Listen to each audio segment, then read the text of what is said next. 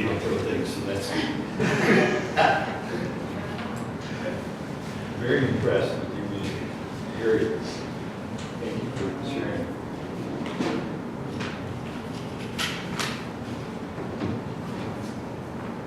A few years back, I was filling in at a non-Unity church in the Denver area, and they asked me what I was going to talk about.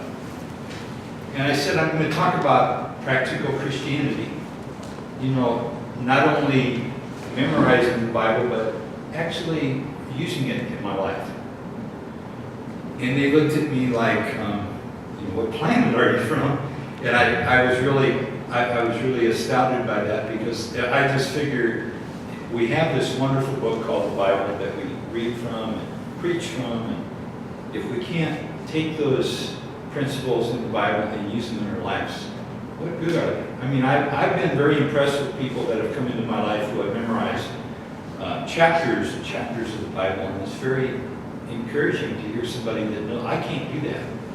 But I feel like I want to spend more time trying to live it rather than memorize it. That works for me, and that's, that's a decision I think all of us have to make. So I thought that today I would take some Bible quotations, and Charles and Merle Fillmore, who founded Unity, loved to give people the freedom to take a Bible verse and interpret it as they felt from their heart that it should be interpreted. And one of my favorites is, love thy neighbor as thyself. Have you heard that before? That, if you want to look that up in the Bible, it's Matthew chapter 22, verse 39. Love thy neighbor as thyself. And what I get from that is, if you do something nice for somebody else, it's okay to do something nice for yourself. Simple? I mean, I don't know how else we could interpret that. There seems to be an equality between what we do for others and we have to at the same time build up ourselves. Because if we don't take time for ourselves with massage or exercise or meditation or doing something that we like to do, we're not going to have anything to give the next person that comes to us. It's that simple. Right? Make sense? So when we do something for others, it's okay to do something nice for us. People don't realize that when God made the world, He took a day off at the end of the process. God took a day off. He worked 6 days, and the seventh day He rested. And I'm thinking, sometimes we maybe think we're above that. Like we can work 7 days straight or 14 days straight, and that makes us more spiritual. No, I think it makes us more cranky. It makes us more tired. When we get to the point where we're cranky or we're tired or we're not feeling anything inside, we're not feeling any strength, or we're just exhausted, it's time to go off with God and refresh ourselves and do something that will build us back.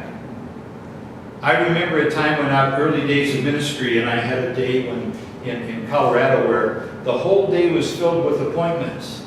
Everything was filled. And guess what happened the night before? We had a blizzard. That morning I got up and everybody called and canceled their appointments for the whole day. I mean, there wasn't a chance that anybody was going to make it for an appointment. If they would have made it for an appointment, I think we would have put them in harm's way. That was not the kind of, if you come to church and get relaxed and you build up your stress on the way home because you're driving on ice, it just doesn't quite, it kind of undoes everything, right? So I sat down and I talked to God about this. He said, what is this all about? We had a snowstorm last night. All these appointments are canceled today. What would you like me to do? And the voice came through, when was the last time you took a day for yourself? I even did that last time when I made the world, God said, in that meditation that I took. I even took a day out, but you think you're above that. You just keep going and going and going, and then you wonder why you get crabby, you wonder why you get cranky, you wonder why you get tired, you wonder why you get exhausted. I have given you this day to recharge yourself so that the next time you have a day of appointments, you have something to give somebody. Because right now you don't. You're totally depleted. And it's got illness written all over it. That's the kind of thing, when we have a strong immune system, when we take care of ourselves, we don't get sick as often. The medical doctors will even tell us that. So, love thy neighbor as thyself. Think about that. If I do something nice for others, it's okay to do something nice for us. Because we need to keep ourselves and our immune systems built up so that we don't get sick all the time, or cranky all the time, and have nothing to give the person who comes to us next. It's called balance, I think. Another Bible verse I really like, and this is probably one of my favorites. It says, "Give and it will be given unto you." Have you ever heard that one before? Whatever you give, it will come back. I've got a couple of fun stories here with the election just being over. This was kind of cute. A local politician sent out thousands of letters to the voters in his county requesting funds to help finance his reelection. The letters were addressed simply occupant, right? Don't we get a lot of mail with occupant on it? So a few days later, he received one check for $100,000. Why was he excited? The fellow could hardly believe his eyes. Who was this benefactor? Quickly he looked at the name on the check, and it was signed occupant. Try to catch that one at the bank, right?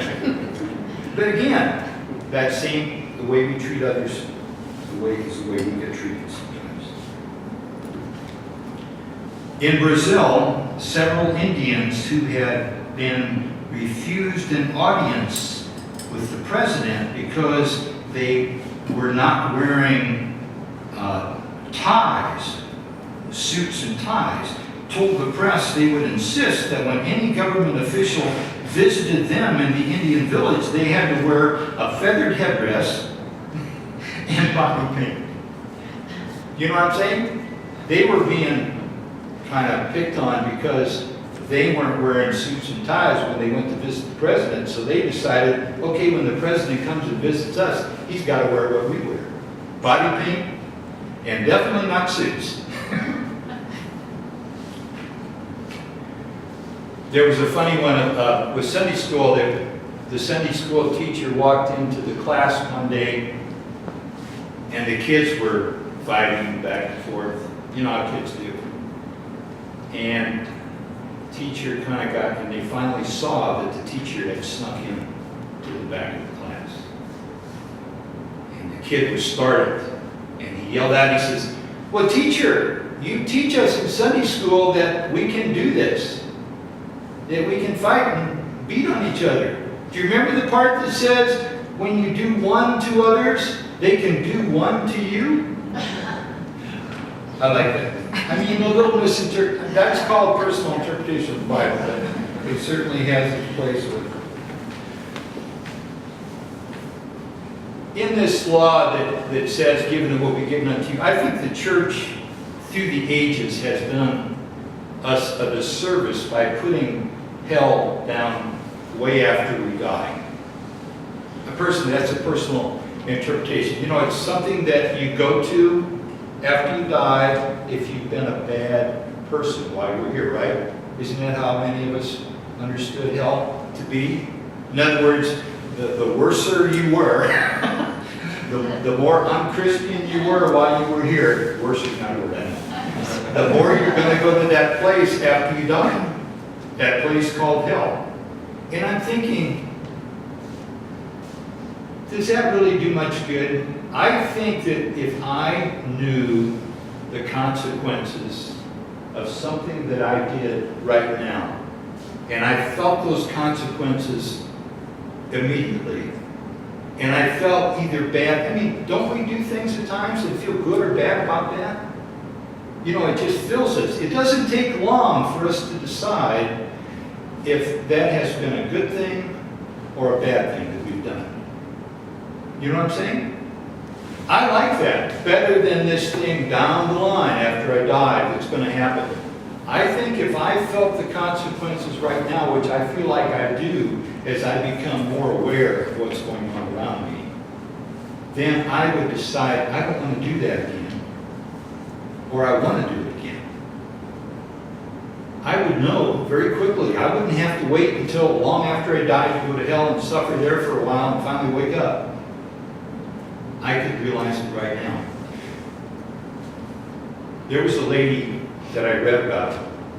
I didn't know this person personally. And this lady was an artist that going around the country and talking to all of these people, relatives and friends in different parts of the country, that when she came to visit that city, she would stay with them. And she really had the guilt lines and everything down to a science.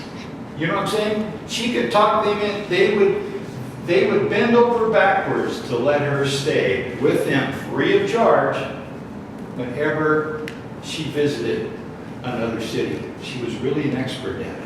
You know, some people are really good at that. Have you ever met anybody like that? I mean, there are a few people in our lives that we need to keep blessing. You know what I'm saying? And they probably are blessing us because they think we're from another planet at times. It kind of works both ways. But this lady was really good at it. But all of her friends back home would say that she would always be